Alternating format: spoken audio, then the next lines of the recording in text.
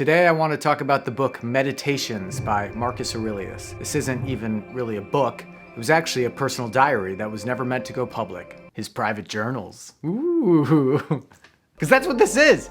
This wasn't a book that he had written. These are his private writings, his private musings, his private urgings to himself to be a better person, to keep Stoic ideas in mind.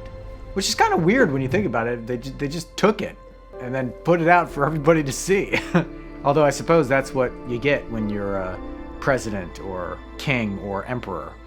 People want to know your memoirs. They want to know your secret business. The phrase absolute power corrupts absolutely came from the British politician Lord Acton, and it seems to be true in most cases. Marcus Aurelius seems to be the exception. Imagine becoming god of the world, president, ruler, king of everything, and for your first act, you give away half of the power. That's what Marcus Aurelius did. He was named Emperor of Rome, and his first act was to appoint a co-emperor because he understood that that amount of power probably wasn't good for just one person. Pulitzer Prize-winning biographer Robert Caro says to that, "What I believe is always true about power is that power always reveals." This is the most powerful person in the world, writing his private thoughts down, and they're admonishing himself to be a better person. Think about that. You are the most powerful person in the world, and all of your private thoughts are about how can I be a better person, and how can I be worthy of this power, and how can I help humanity move forward. Now who knows, in real life maybe he could have been a dick. Maybe he wasn't nice to old women crossing the street. I don't know, but could you imagine if your personal writings were made public? I know I wouldn't want that. I'm a fucking monster. Erik Erikson wrote, "There are certain individuals who, in the process of resolving their own inner conflicts, become paradigms for broader groups." It's easy to look at the news, social media, the internet, and feel like there's no hope. But then you read something like this. Over and over with this book, you see him constantly knocking down his ego, but also trying to understand the power that he holds and the responsibility that comes with that. In his diaries, Marcus says, "And your profession? Goodness." That's what he's striving for. This emperor. This is what's at the front of his mind.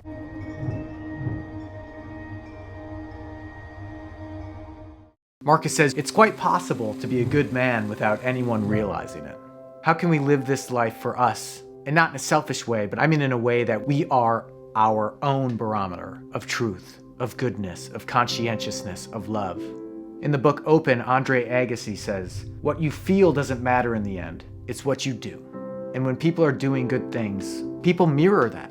He says, "Nothing is as encouraging as when virtues are visibly embodied in the people around us, when we're practically showered with them. Life seems to be a whole different experience when we embody the behavior that we want from other people.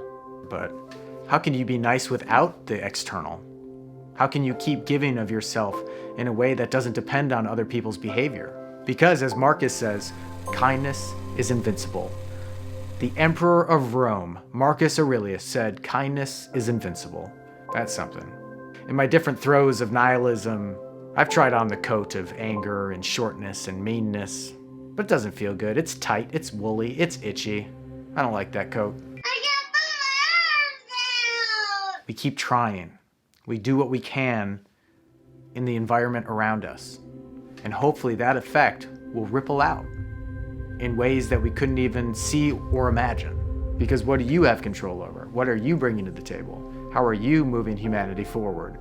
I'm trying to think a lot about that. I'm trying to look at these videos as a version of these meditations. How can I push myself to be a better person? Sometimes the idea to me of being a good human being is just who can hide their demons better. It would be good if we kept that in mind about one another when we're walking around, that we're not perfect, that redemption is a path, and that we all might have some purple fur and green claws hidden underneath our smiling exteriors. Because I'm definitely not the best person. I definitely have my faults. I definitely have my mistakes. I definitely have my addictions, my issues. But if I can keep trying, if I can keep pushing forward, then there's goodness there. Right? I think so.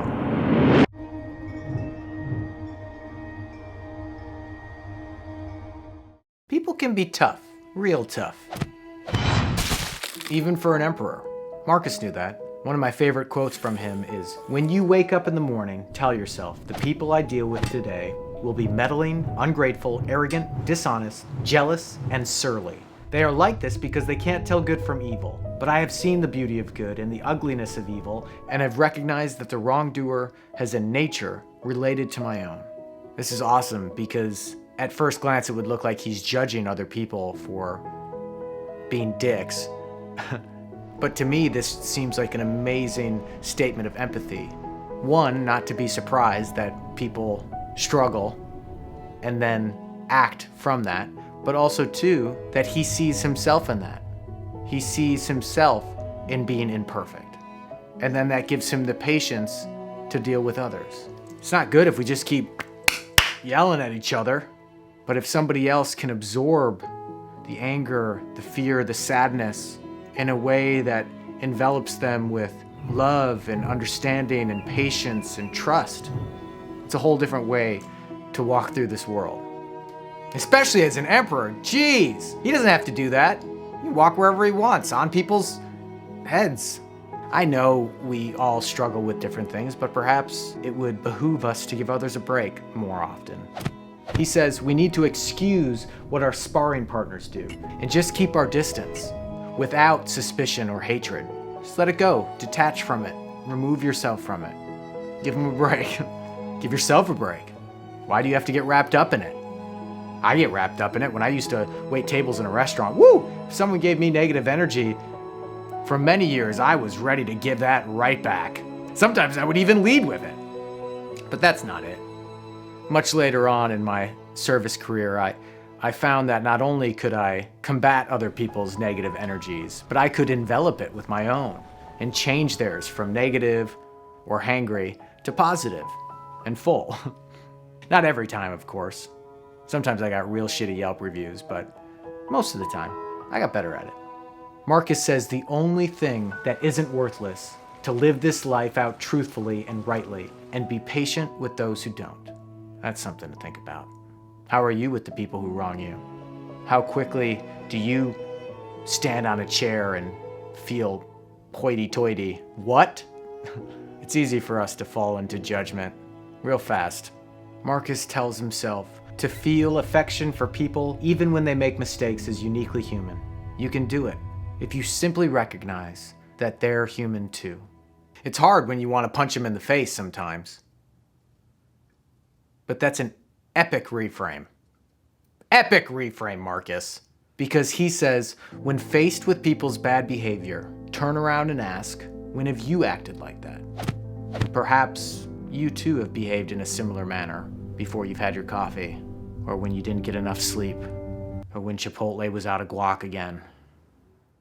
He says that you have made enough mistakes yourself. You're just like them. I'm just as bad. Even if there are some you've avoided, you have the potential.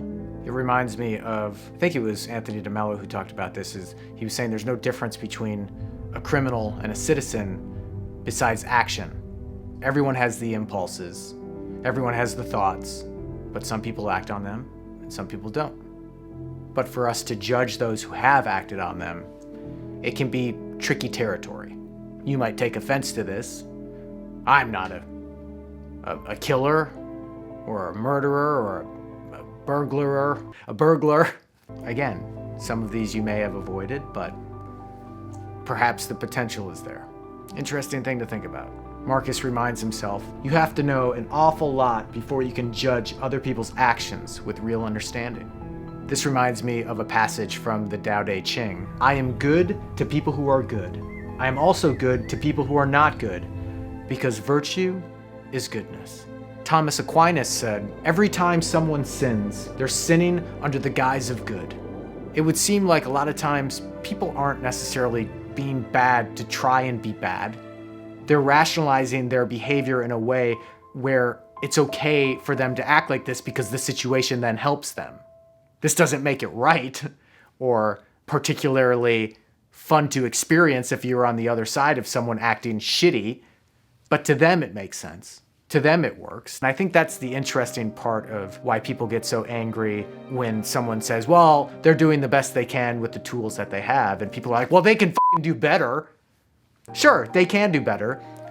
But if you break down that statement, it's much more about the tools that they have. And this might get me in trouble. We all come from different experiences. We all have different brains. We all have different hearts. We all bring different things to the table. And when we meet with any number of these complex situations, perhaps that could bring out the worst in us. I don't know, is that politically correct enough? We're all great at some things, we're all shit at some things. But when you put us all together, that's the human race. We're all bringing different stuff to the table.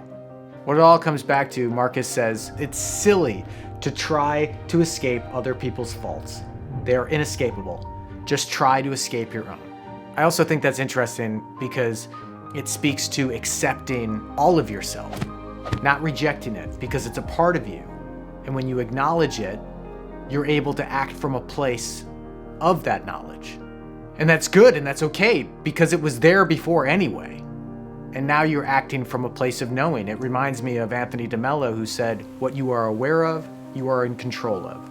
What you are not aware of is in control of you. We can't control what happens in the world. We can try and influence it, but we cannot act for them or for the world or for nature. We can't. All we can do is act from ourselves.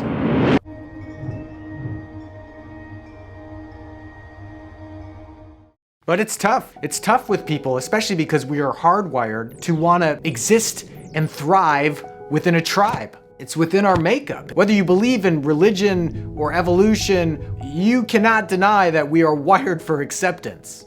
At least most of us. You know, sociopaths, they dance to the beat of their own drum. No, God! But most of us are wired for acceptance. And that plays a huge part in our motivations and how we act and how we do things.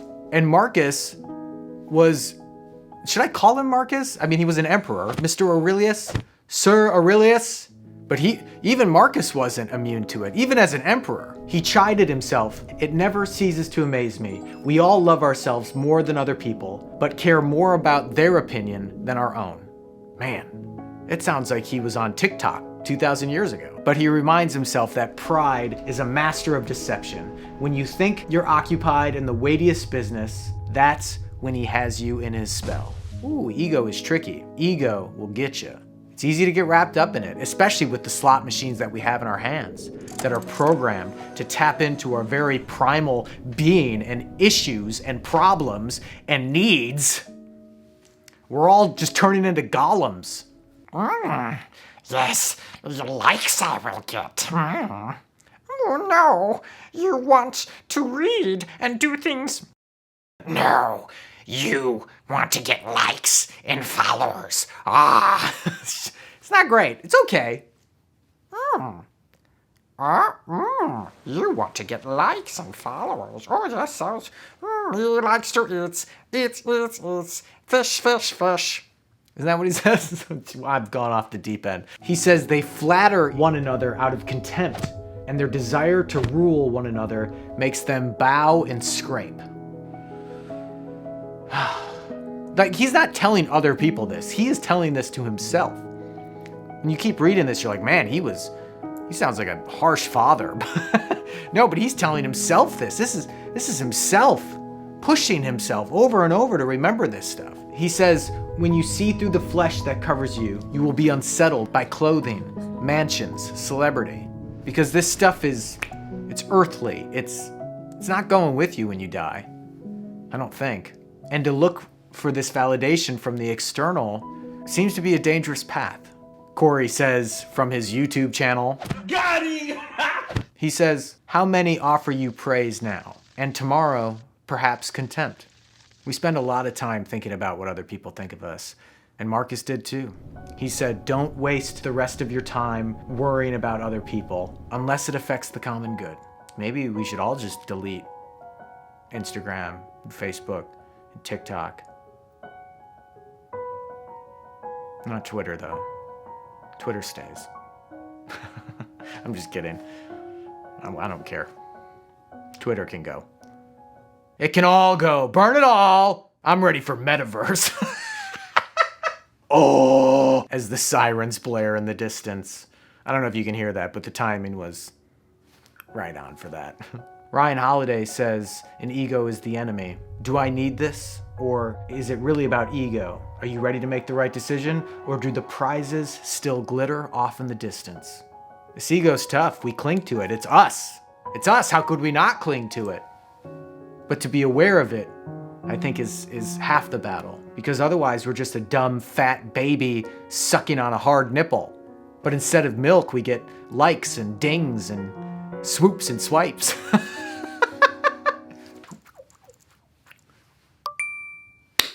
Delightful sounds. I care about what other people think and dopamine. As much dopamine as I can get. And Chipotle. And a nice Chianti.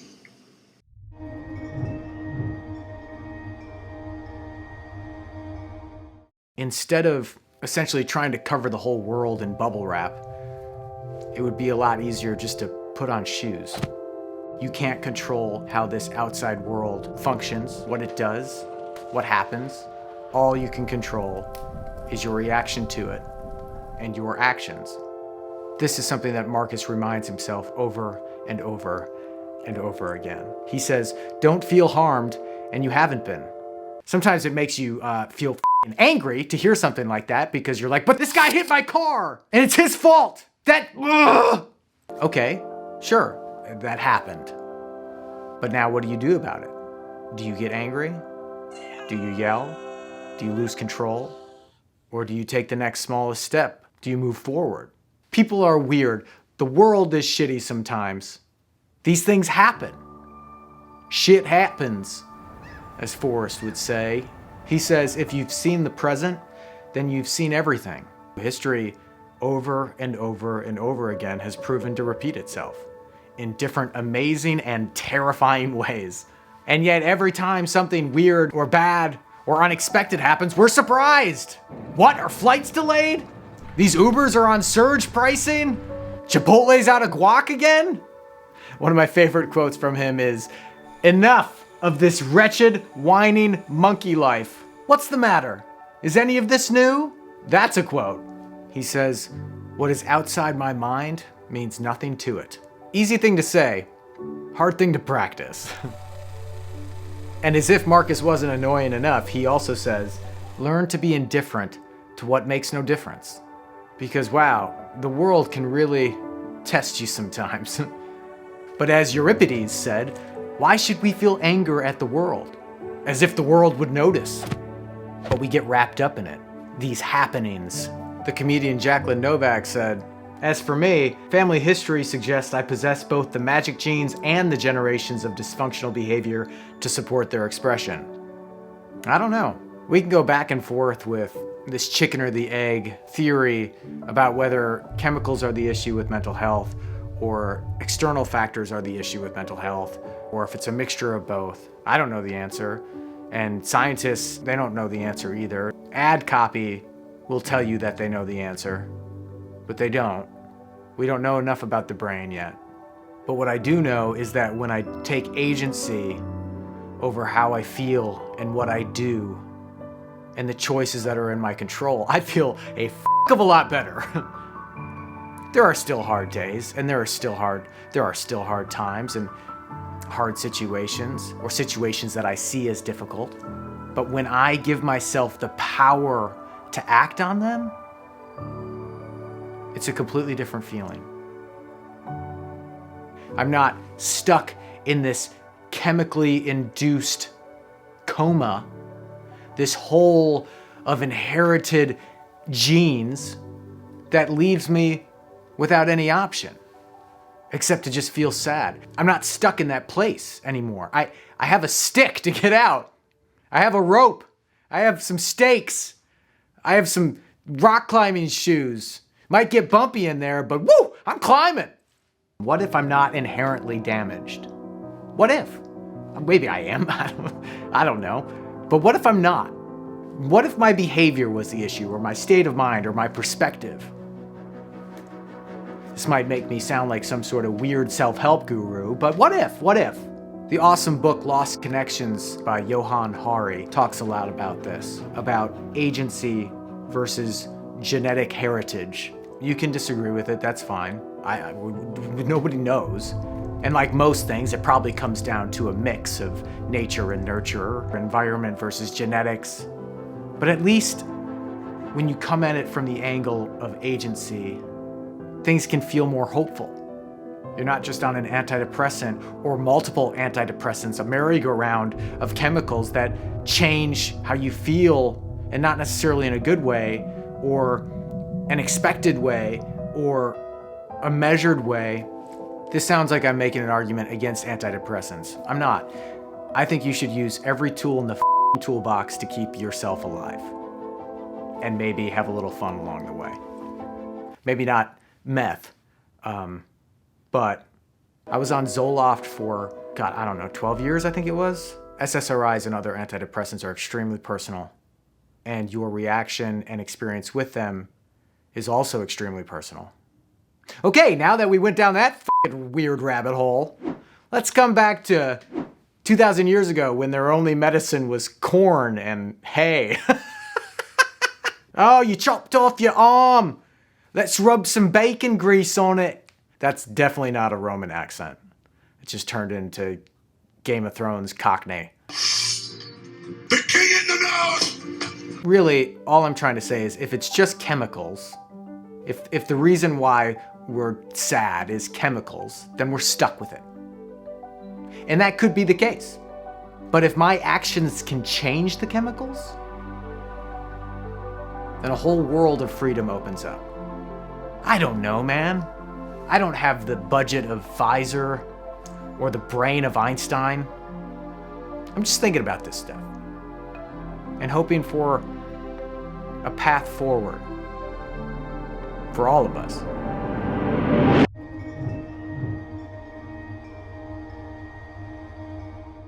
AMOR FATI, love of fate. You don't just acknowledge and deal with problems, you learn to love them. Marcus talks about that. He says, have you ever seen a severed hand or foot or a decapitated head just lying somewhere far away from the body it belonged to? That's what we do to ourselves when we try and separate ourselves from what happened, when we deny what's right in front of us. And it seems like the not quicker we can move past it, but the better we can move past it, the reframe in which we move past it, better sets us up to then accept it and then take action. One thing that people seem to get wrong about Stoicism is they think that the acceptance part of it is surrender, is giving up. But what it seems to mean is that you accept so that you can quickly get to the action, so you can quickly get to, well, what can we do to solve this?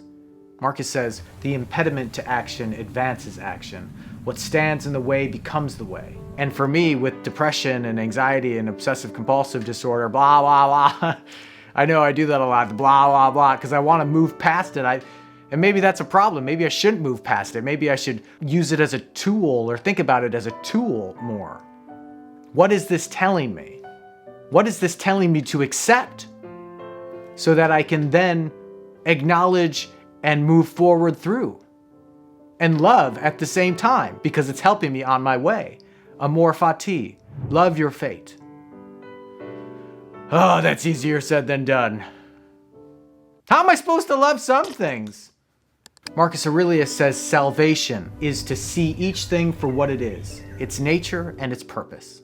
I feel like it's easy for us to get caught up into seeing a version of a purpose that is shitty or annoying or sad because we're wired for that.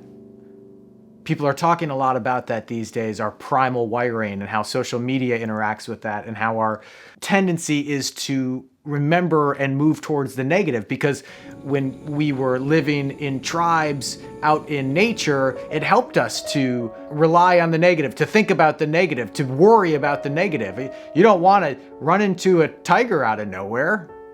Those things are dangerous. But in this modern society that most of us are in, I can assume you're in if you're watching this video on the internet, these primal systems are malfunctioning because there's too much It's like sticking a square peg in a round hole. There's gonna be fireworks. That doesn't make sense, but you know, a version of that. There are times when it seems like we don't have much power, but as Ryan Holiday says in the book, The Obstacle is the Way, having little power is not the same as being powerless. There are too many times I know when I feel like, well, what can I do about it? Well, a lot of times nothing on the outside, but a shift could happen with me on the inside. How I interact with it, how I feel about it, what I do in reaction to it, that could change. Stop being a weak bitch. Stop being soft. No, I mean be soft. It's good to be soft and compassionate. But I mean soft in my resolution, in my determination, in my ability to move forward without dragging myself down into this pit of sadness where nothing gets done. I don't want to be in that space forever. Who wants to be there? I think it's interesting that he tells himself, today I escaped from anxiety because it was within me, in my own perceptions, not outside. It was within me, not outside.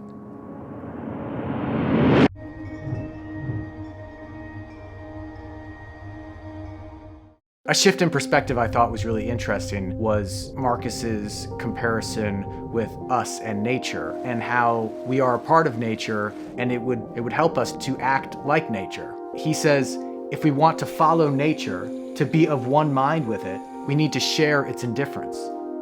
And that doesn't mean be a dick to everyone, like a hurricane or a tornado. I gotta go, Julia, we got cows. But it can really help with letting the things go that don't really matter all that much. We think some of these things matter. These things that we were born into within this arbitrary system of life. The car, the shoes, your social graph. But what really matters? Like Anthony DeMello talks about, what are the soul desires that we so desperately want? These soul desires that are separate from earthly desires of acceptance and status and wealth. What are these soul desires of love, self-love, feeling the sun on your face on a warm day, holding a snowball in your hand? These simple pleasures, which I'm not sure really hold a candle when you're holding an iPhone with TikTok on it.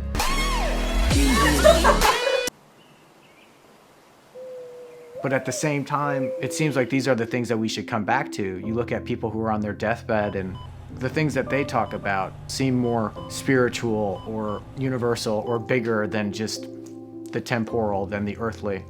I don't know. I'm trying to work through this because it feels like a lot of tools and coping mechanisms and behaviors that we've learned throughout growing up, they don't seem to help a lot with a lot of the things that we go through. We're still deeply unhappy or anxiety-ridden. And what would it be like to move past that? I think the work by Brene Brown is really fascinating because it's showing how most of the ways that humans have coped with things over the entire existence of humans is probably unhealthy in many ways. Marcus wrote, how much more damage anger and grief do than the things that cause them?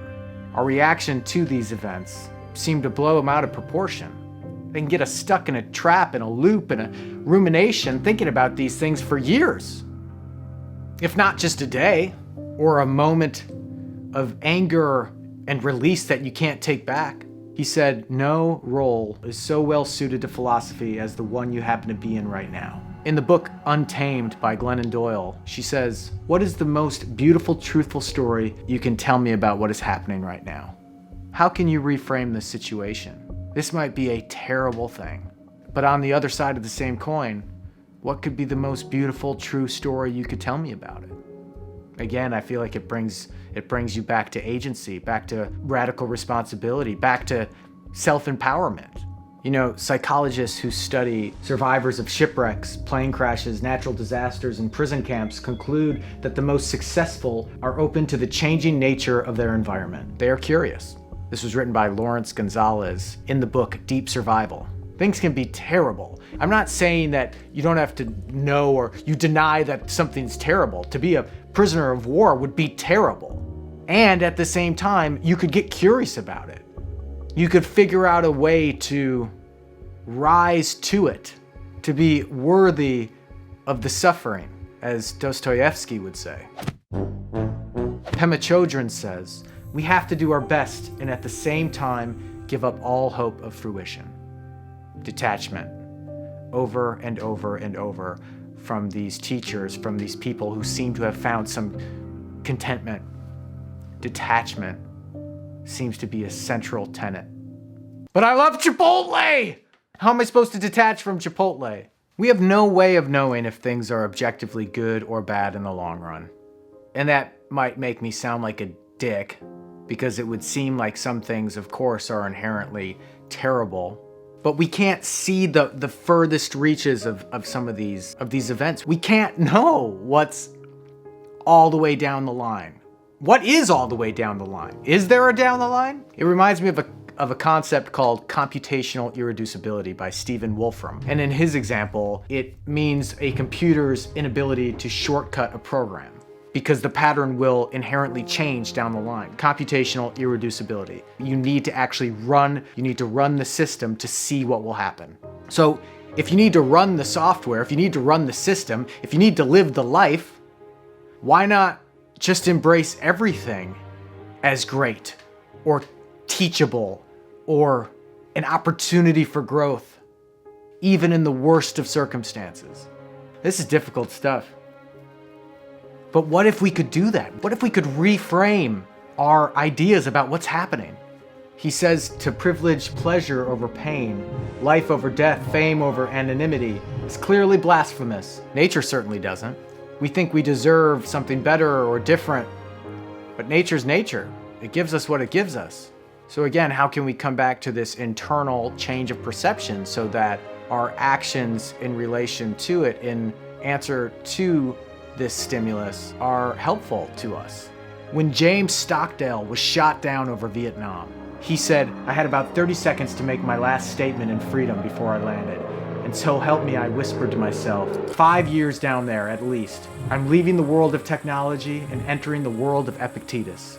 He realized that in that moment, he had to change his frame of mind if he was going to survive. Because it wasn't just 5 years, it was 7. But Stoicism helped him survive.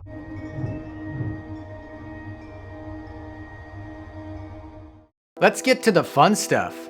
Death. What does Stoicism have to say about dying? Let's get into it. Marcus says, don't be anxious. Nature controls it all, and before long, you'll be no one, nowhere.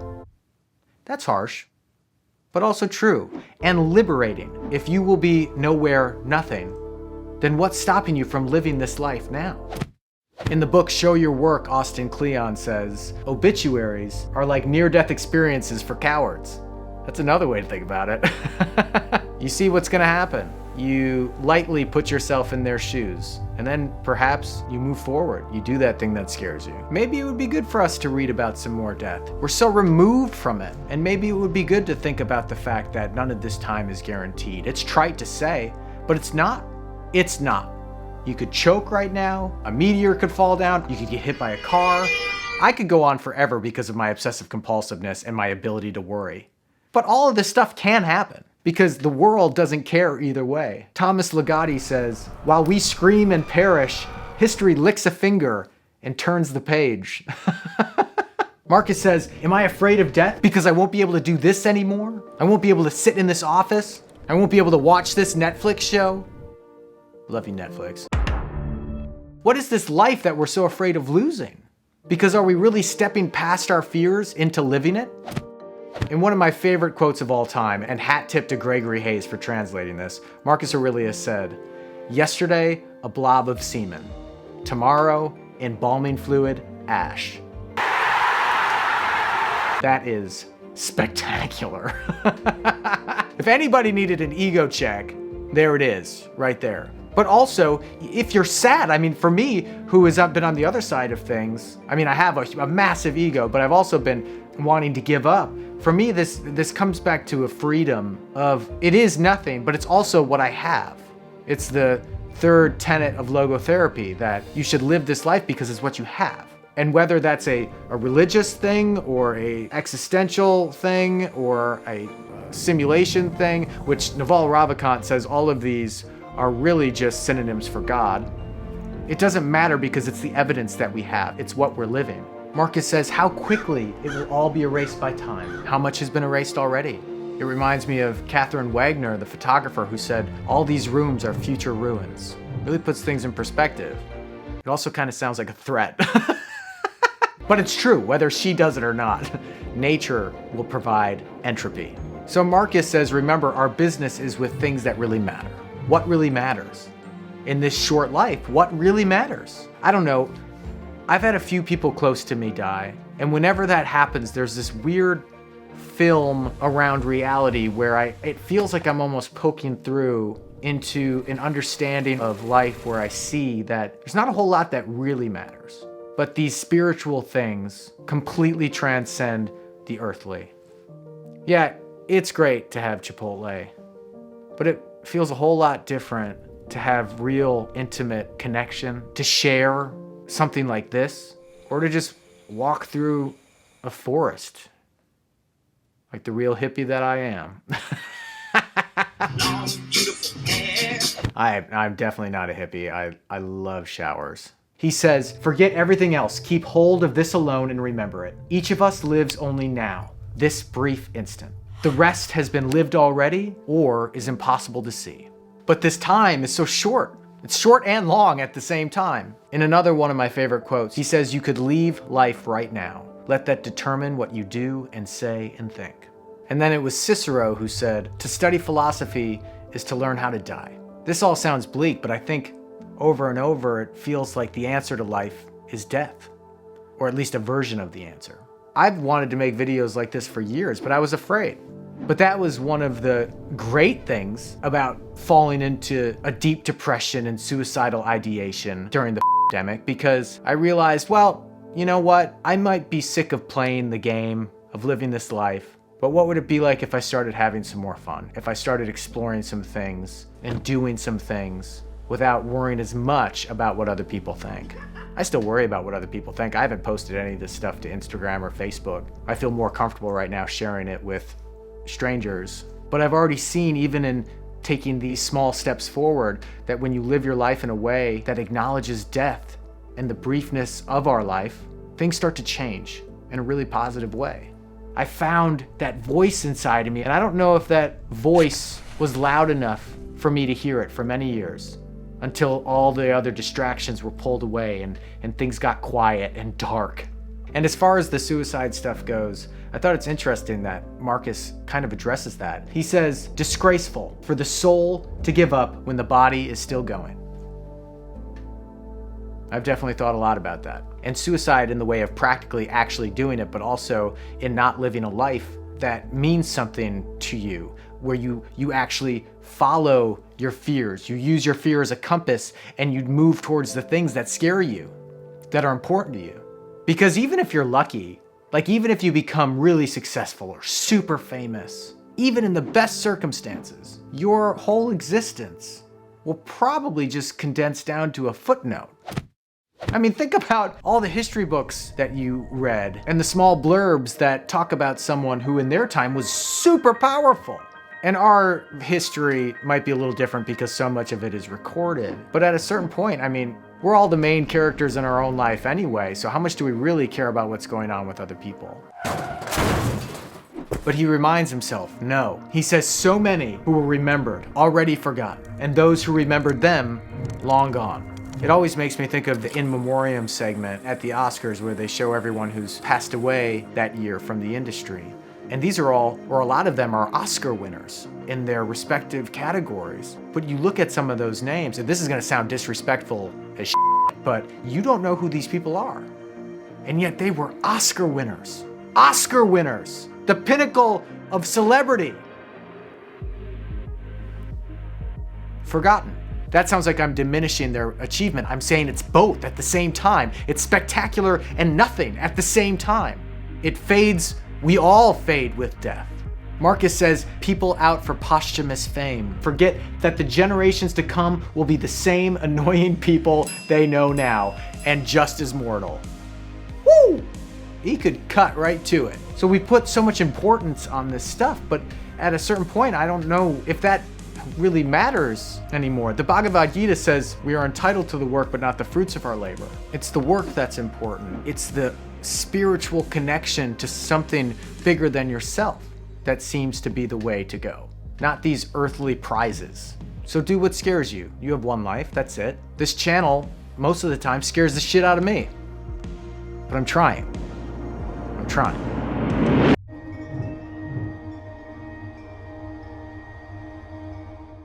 Marcus Aurelius said that nothing earthly succeeds by ignoring heaven, and nothing heavenly by ignoring the earth. It reminds me of Ram Dass saying, in this life, you have to remember your Buddhist nature and your social security number. It seems like we have to hold these ideals mutually to exist successfully within this world. You can't just float around willy-nilly like an orb of love, and it's probably not a good thing to walk around like a militaristic prick. But if you can find some balance of that, or holding of these things, perhaps that would lead to some more peace. Marcus writes to himself, it's time you realize that you have something in you more powerful and miraculous than the things that affect you and make you dance like a puppet. We have something inside of us, whether that's God or the Matrix or something else. There's something, there's a power, there's a voice, there's a love, there's a feeling that if we're quiet enough, we can tap into.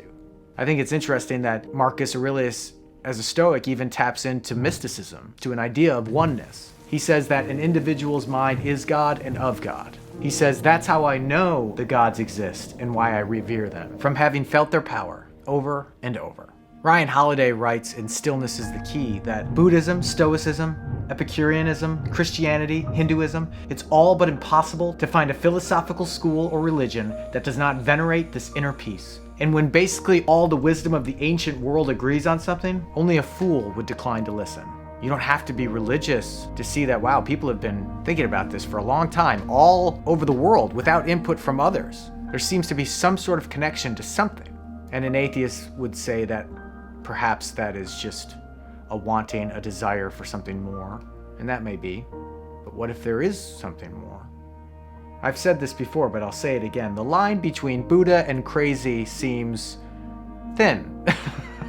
I don't know where I'm at with all this stuff right now, but a part of me feels like I need to acknowledge my humanness to fulfill my spirituality. And I'm not exactly sure what that means or how to do that, but it feels right. It feels like something. It feels like action, and it feels like acceptance so that I can move forward into whatever this is. I know that these were his private journals, his diaries, his secret thoughts, but I'm sorry, I'm glad they were released. Marcus Aurelius said, fight to be the person that philosophy tried to make you. We keep trying, we keep doing, we fight to be the people that philosophy tries to make us. We all have the capability to be terrible and to be great, and we all have the capability to choose. It's easy to get caught in social media and all this stuff that's intravenously fed into our brains immediately over and over and over, like clockwork orange images flashed into our brain skulls. But when you take a step back and you read something like this, what is your profession? Goodness. Gives me hope.